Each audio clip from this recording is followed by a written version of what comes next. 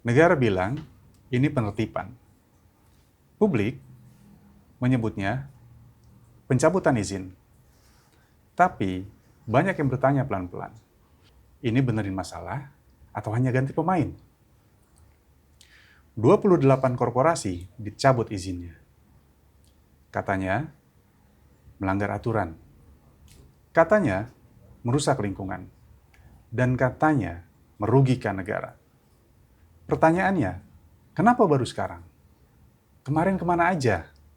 Dan yang bikin alis publik itu menjadi naik dan bertanya-tanya, setelah izin dicabut, lahannya tidak kosong. Nama baru mulai keluar. BUMN dan Antara. Kita bahas di Orang Dalam.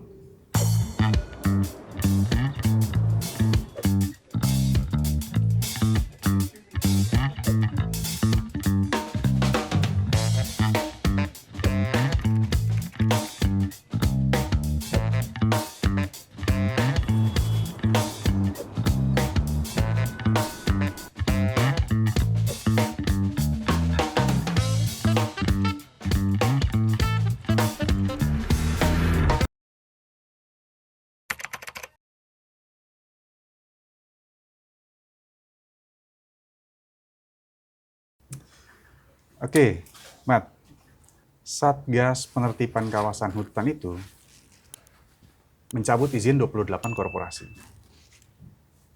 Apa latar belakangnya dan penyebabnya, Matt? Ya, mengenai pencabutan oleh 28 korporasi ini kan sebelumnya sudah disampaikan Presiden Prabowo pada saat lagi lawatan ya saat itu. Nah itu disampaikan secara langsung di istana. 28 korporasi ini dicabut karena yang sebagaimana kita ketahui beberapa waktu lalu terjadinya bencana banjir dan longsor di 3 provinsi ya, Aceh, Sumatera Utara, dan Sumatera Barat. Ini sebagai tindak lanjut dari pemerintah yang mengakunya turun tangan menindaklanjut sekaligus menjawab pertanyaan persepsi publik. Pasti ini ada pihak-pihak yang ikut terlibat dalam kejadian ekologis ini ya, karena secara alam pun kalau kata netizen itu tidak mungkin tidak ada campur tangan manusia sehingga menyebabkan ribuan korban jiwa pada saat kejadian Aceh dan Sumatera. Sumatera. Nah, pencabutan 28 korporasi ini itu memang didapati Satgas PKH kalau mereka ini diduga melanggar administrasi dan ya beberapa pelanggaran lainnya. Nah, tapi 28 korporasi ini bukan cuma bergerak di bidang kehutanan aja. Ini ada juga beberapa perusahaan yang juga bergerak di bidang sumber daya mineral, tambang, dan lain sebagainya macamnya. Sejauh ini memang 28 korporasi ini belum bisa dikatakan apakah semuanya itu memang ikut terlibat dalam kejadian ekologis hingga terjadinya korban jiwa gitu. Nah, kemarin juru bicara Satgas PKH, Barita Simanjuntak itu bilang dari 28 korporasi ini memang tidak semua itu terlibat dalam menyebabkan korban jiwa dari kejadian kemarin. Nah, ini memang ada beberapa di antaranya, tapi hingga saat ini memang belum disebut korporasi mana saja yang ikut terlibat penyebab jadi banyaknya korban jiwa pada saat bencana itu. Nah, memang saat ini dari Bareskrim Mabes Polri memang sudah ada ya penyelidikan mengenai perusahaan-perusahaan yang diduga terlibat di kasus di kejadian Aceh dan Sumatera. Cuman memang sudah ada ditetapkan tersangka, cuman sampai sekarang belum diumumkan secara resmi pihak-pihak mana saja. Apakah memang temuan dari Bareskrim Mabes Polri ini sama dengan Satgas PKH atau mereka memang ada perusahaan lain di luar daripada ini gitu. Artinya mereka udah saling berkoordinasi belum? Ya, Satgas PKH ini kan terdiri dari pihak Kejaksaan Agung sendiri ya tentunya, lalu juga dari pihak Kementerian Kehutanan, Polri, dan juga pihak-pihak terkait lainnya. Nah, tentu dalam perjalanan baik dari Satgas PKH maupun dari penyidik Baris Krim Mabes Polri tentunya sudah ada koordinasi untuk pelaku-pelaku korporasi mana saja sih yang diduga terlibat dalam kejadian ekologis Aceh Sumatera ini. Nah, cuma sampai sekarang sempat dikonfirmasi juga pada saat itu apakah memang 28 korporasi ini bagian dari yang ditetapkan sebagai tersangka di antaranya atau bukan. Nah, sampai sekarang memang belum dijawab dan pihak Barreskrim cuma menyebut memang sudah ada tersangka ya dari pihak yang mereka kantongi.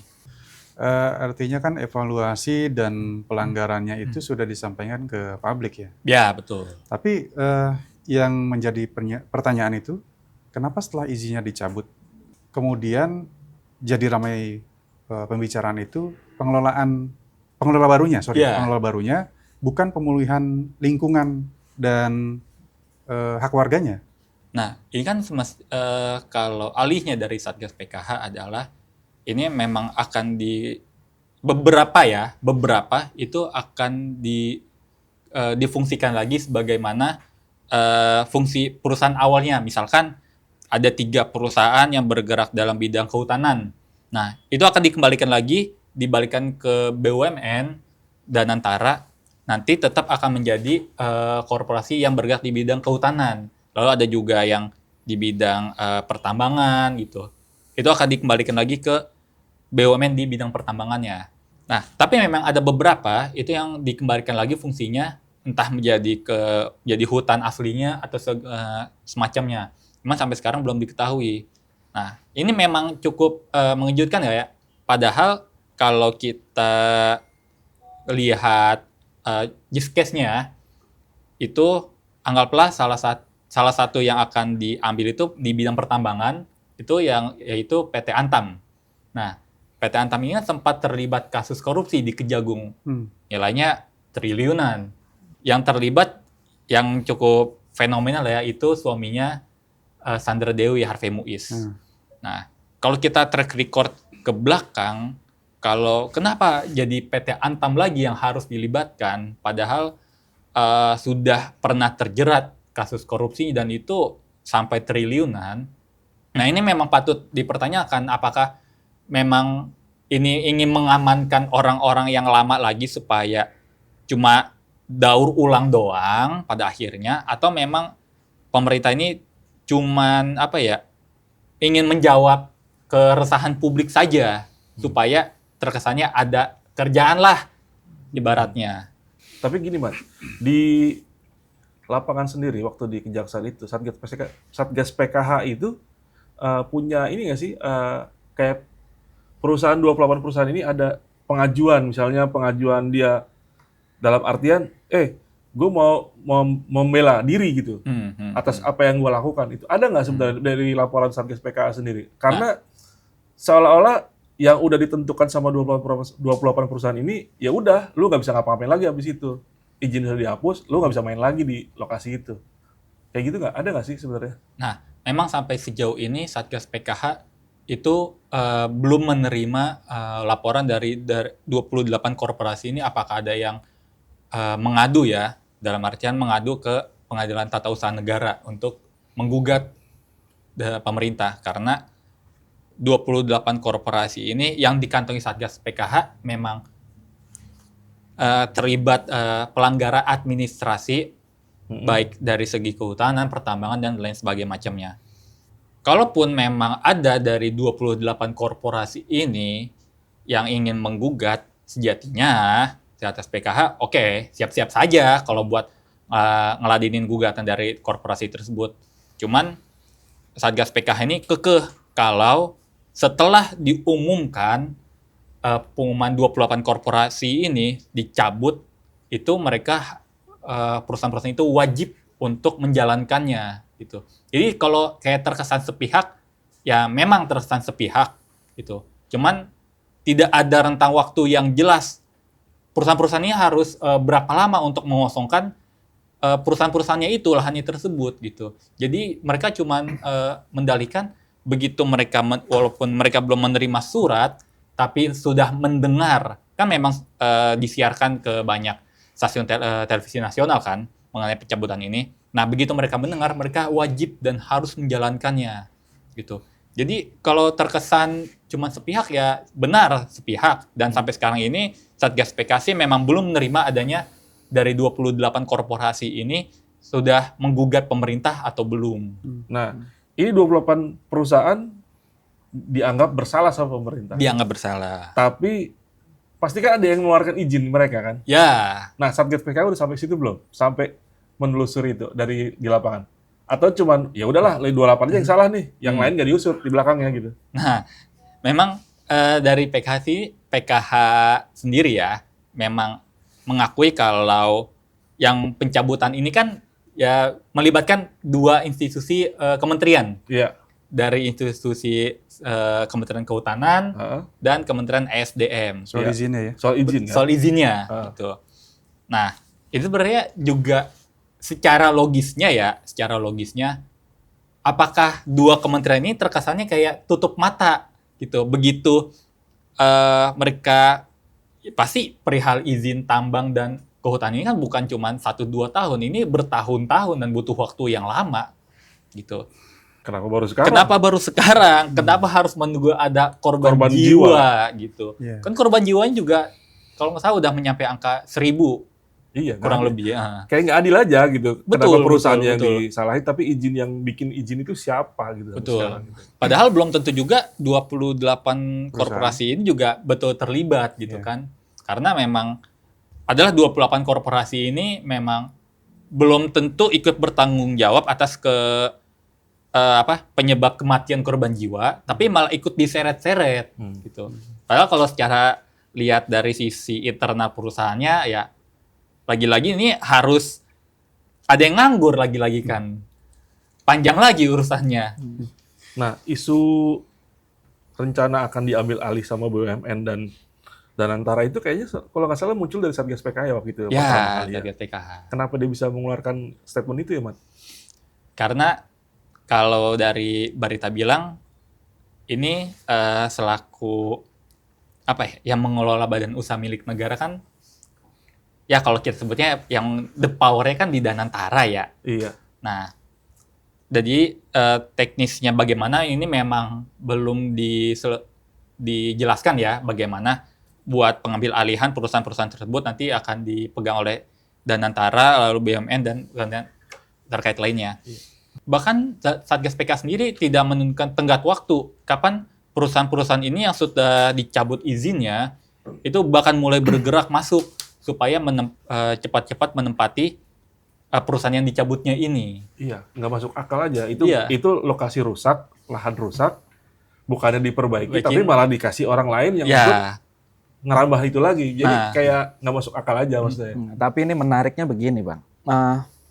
Ketika publik meminta transparansi dari 28 korporasi itu, pemerintah memberikan nama. Muncullah nama-nama korporasi itu. Tapi juga publik kan bisa menilai apakah 28 perusahaan itu betul atau tidak mereka bermain. Yang akibatnya ekologi di Aceh, Sumatera Utara dan Sumatera Barat terganggu gitu, rusak gitu. Kita perlu mendorong aparat penegak hukum itu untuk bisa memberikan data secara transparan. Temuannya apa saja dari setiap korporasi itu, apa dosa-dosa mereka, gitu.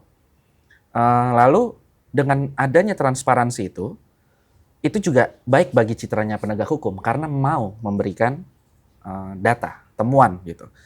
Kalau sekarang kita tidak bisa mendapatkan data itu, maka Satgas lah yang harus mengeluarkan.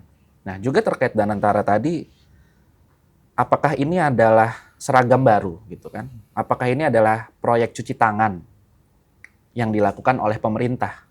Sebab kerusakan lingkungan seharusnya kan dipulihkan dulu. Iya. Adalah moratorium, ya, adalah penghentian sementara. Kenapa pemerintah tidak mendahulukan penghentian sementara itu? Mendahulukan pemulihannya.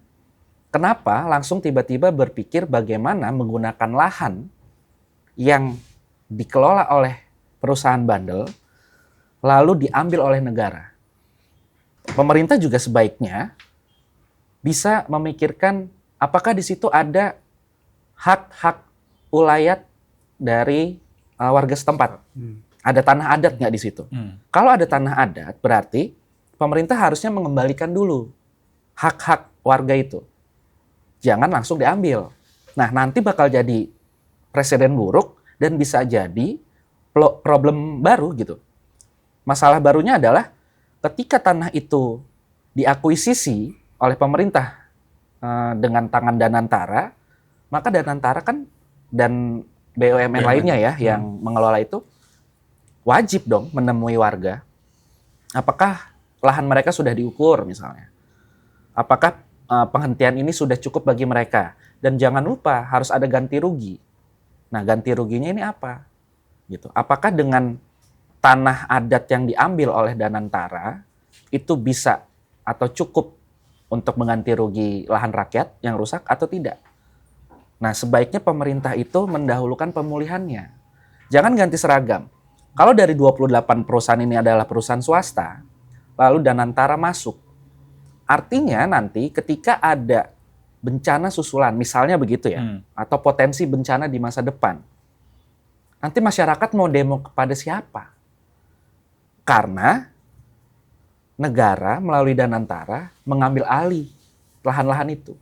Fungsi itu dialihkan lagi. Berarti kan nanti ada runtutan bagaimana sekarang adalah clearing, proses clearing dulu ya. Instrumen hukumnya apa, terus bagaimana tindak pidananya gitu. Dan siapa saja pihak-pihak yang bermain, siapa dugaan tersangkanya, seperti itu. Setelah mereka melakukan tahap clearing itu, baru melakukan tahap akuisisi, pengambil alihan. Nah, itu juga harus dikejar begitu. Dikejar dalam artian warga setempat tidak boleh diam. Mana lahan-lahan mereka, mana area mereka, mana hak mereka gitu. Karena kalau sudah bicara lahan berarti juga bisa bicara masalah adat turun-temurun. Nah, itu agak repot tuh. Apakah pemerintah juga bisa punya pandangan ini adalah lahan warga turun-temurun dan mereka bisa hidup dari lahan itu sejak dulu, sejak lama gitu. Mungkin bisa ratusan tahun dari nenek moyangnya gitu kan. Nah, setelah itu ada tahap konsolidasi nih. Tahap konsolidasinya dengan BUMN tadi misalnya Antam kah atau Main ID misalnya gitu kan untuk bisa ngambil gitu ya. Atau Perminas gitu. Nah, setelah itu baru masuklah ke tahap terakhir, monetisasi. Bagaimana Danantara bisa mendapatkan modal tanpa perlu mengeluarkan uang misalnya gitu. Yaitu dengan cara bagaimana?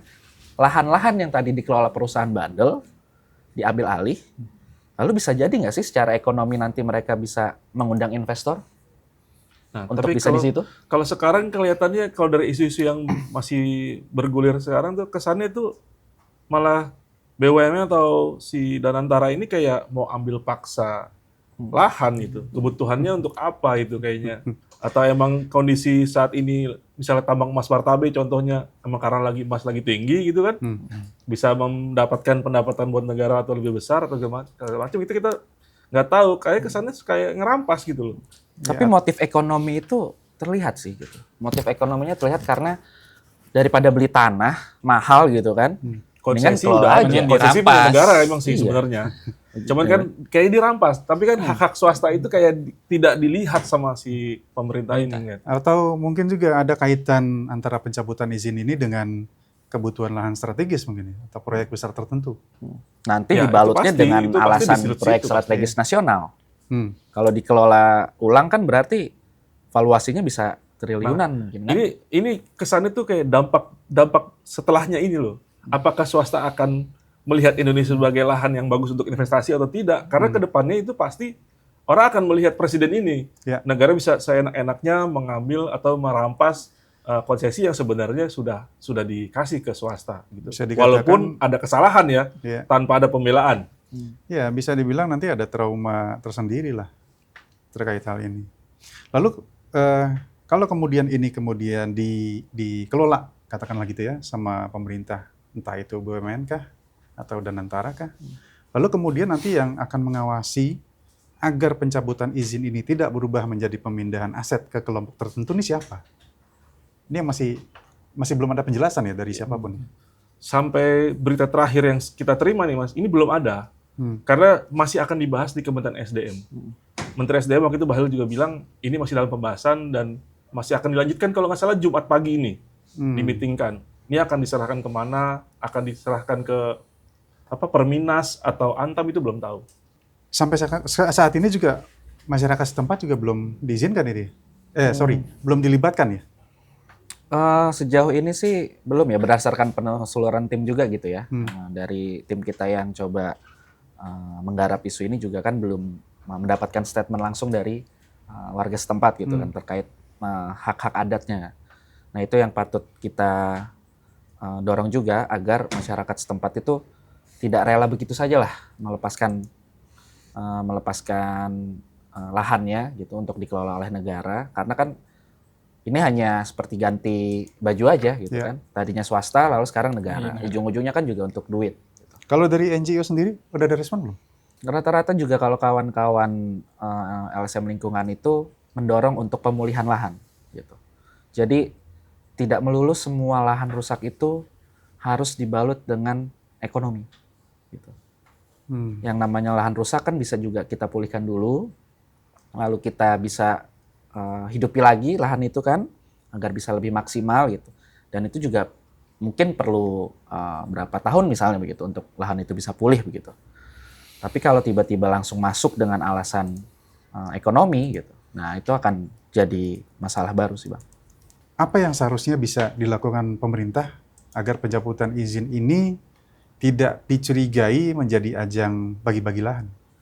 Ya, pemerintah harus transparan. Mulai dari penyelidikan tadi sampai nanti pengelolaannya dan pengawasannya itu juga penting gitu.